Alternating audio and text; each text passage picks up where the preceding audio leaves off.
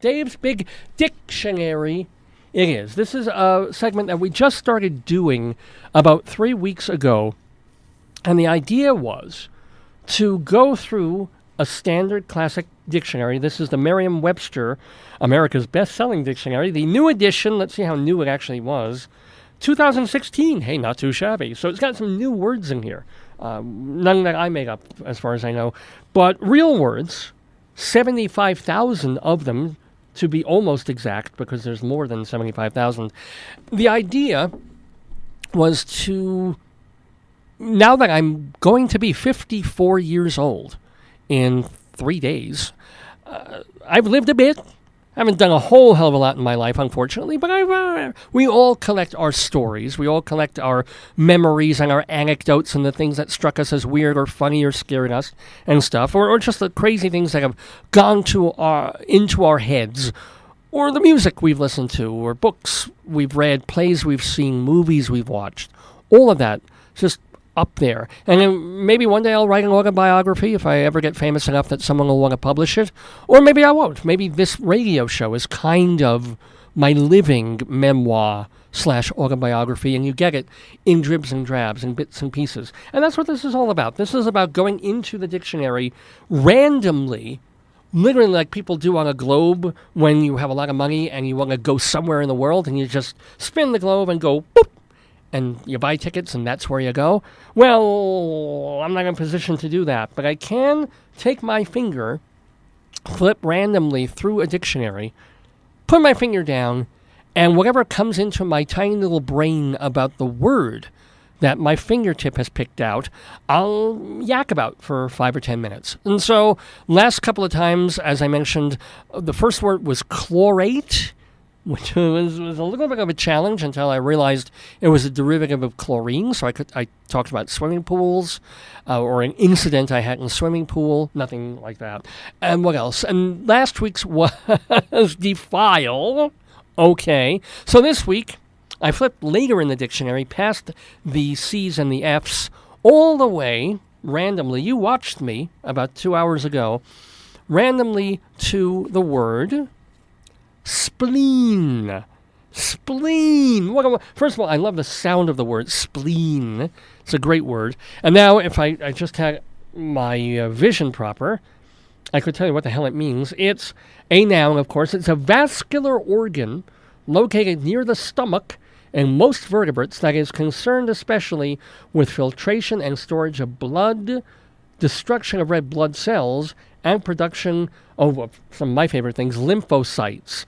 And also, I didn't even think of it in terms of the other meaning, which means spite and malice. You know, of course, when you're full of spleen about something or feeling splenetic. So spleen is my word for today, January 20th, 2018. So I thought of two different things about it.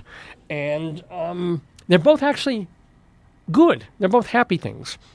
One of them has to do with my wife and me, or when my wife and I were still, I think, even in the dating phase or the early marriage phase.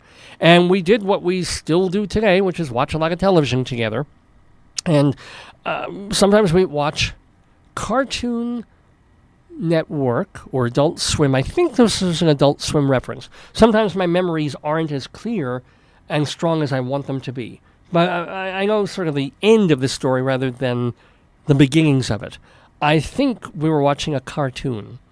And in the cartoon, stuff was happening, as will happen in cartoons. It was crazy and weird and zany and violent, and my wife was watching because I like cartoons. She'd rather watch other things. And there was a moment when one character fell from a great height onto another. Yeah, it just went...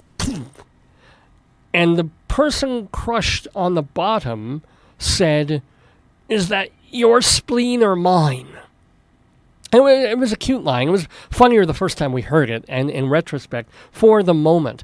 And it just tickled Joyce to no end. I thought it was a funny line. She thought it was just hysterical. And we ended up seeing that cartoon again and still laughed so much at that line, of this horrible idea of these two poor people mashed together so badly by this accident that the person on the bottom can't honestly tell which functioning organ is his or the other person's. So that's one little spleen story. And come to think of it, and I love this about radio, it doubles back to what we were mentioning, on our 2 hours ago on Gritty Crimes and Old Times, where somebody left the organ donation box on a bench, and there's a live organ there. Could have been a spleen, for all we know. So that may tie everything together. So that's one thing of spleen. Another that I am reminded of, that I had forgotten about, was the name of the band that I was in when I was getting out of high school and the first couple of years of college.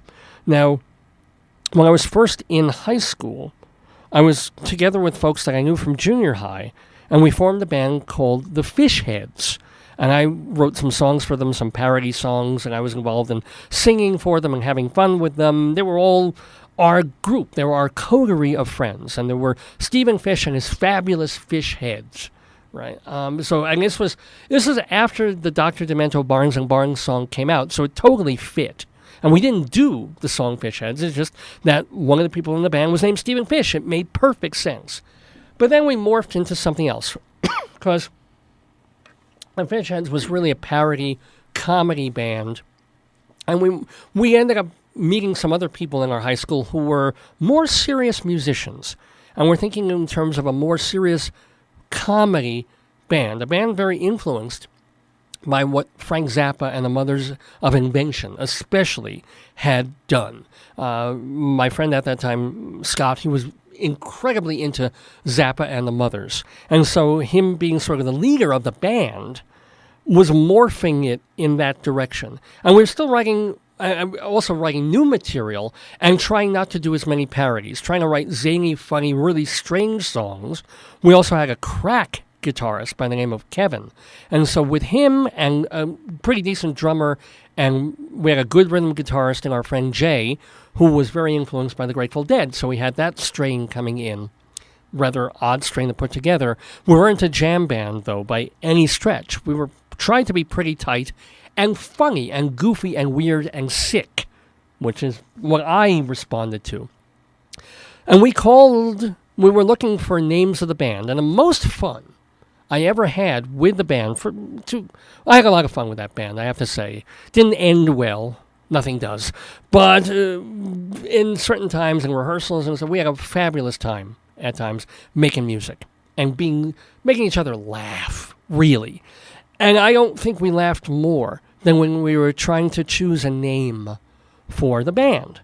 And us being a zany, loony comedy meets hard rock good music band, we try to impress each other and gross each other out and make each other laugh with the names that we come up with. I mean, it was like a game of the dozens. You would try to hear somebody else's idea for a band name and then top it one more time. It was even more like that old Saturday Night Live sketch with Chevy Chase about Flucker's Jam. With a name like Flucker's, it has to be. And the idea was that the jam is so good that it could survive an unbelievably horrible, disgusting name. So, in the sketch, which I don't know if you can still find on YouTube, but it was on the Saturday Night Live record album that the original cast put out at one point. And they would have names for jars of jam like Mangled Baby Ducks, Death Camp, Dog Vomit, and then the one that absolutely put me on the floor, I'm sure it was Michael O'Donoghue who thought of it, but the one that just made my head explode was, here's a new jam we've just put out. It's called Painful Rectal Itch. And when what must I have been? This sort of in 1976. I was maybe 12 or 13, 14 years old, and just lost control of all my functioning when the idea of a jar of jam called Painful Rectal Itch, it makes me laugh to this day. And not only that, when we were with the Fishheads, I remember this now too, that the main band was, or The Fishheads was the core group, the songwriters and singers. So there was Scott, me, and Steven. And then we kind of had a backing band. So we weren't all one unified group. We had other musicians. We didn't hire them. They were friends who played behind us. So the idea was that there was the Fishheads and the backing group called the Painful Rectal Itch. And it was my idea. It was actually my idea to steal that from Saturday Night Live and name our backing band the PRI, Painful Rectal Itch. So that's where that came from. Then some of these same guys sitting around, the other guys being a little bit stoned, I never tippled, and coming up with the weirdest, ridiculous, sickest names that we could. Helen Keller's Left Testicle. I remember that was one of them that I came up with. The more gross, weird, the better. What were some of the others? Actually, the one favorite, and the one I almost wish that we had taken, was I came up with calling our band Hasidic Disco Explosion, which was ridiculously hysterical because we had nothing to do with Hasidus. Half the band wasn't Jewish. There wasn't disco music. We all despised disco music. And, well, the explosion part just made it extra ridiculous. And we all fell about laughing over that one, at the audacity and ridiculousness of it. And we were going to go with it. We were going to go with Hasidic Disco Explosion until my friend Scott went on a bus and was talking to some middle-aged, older Jewish man on the bus, and he was just yakking, because Scott was a very personable fellow and talked to everyone. So they're yakking, and, hey, I'm in school, I'm doing this, I'm doing that, and what are you? And Scott volunteered that he was in a band, and we were making music, and we were going to play some places, and the old man said, oh, lovely, well, what's the name of your band? And Scott said, Hasidic Disco Explosion.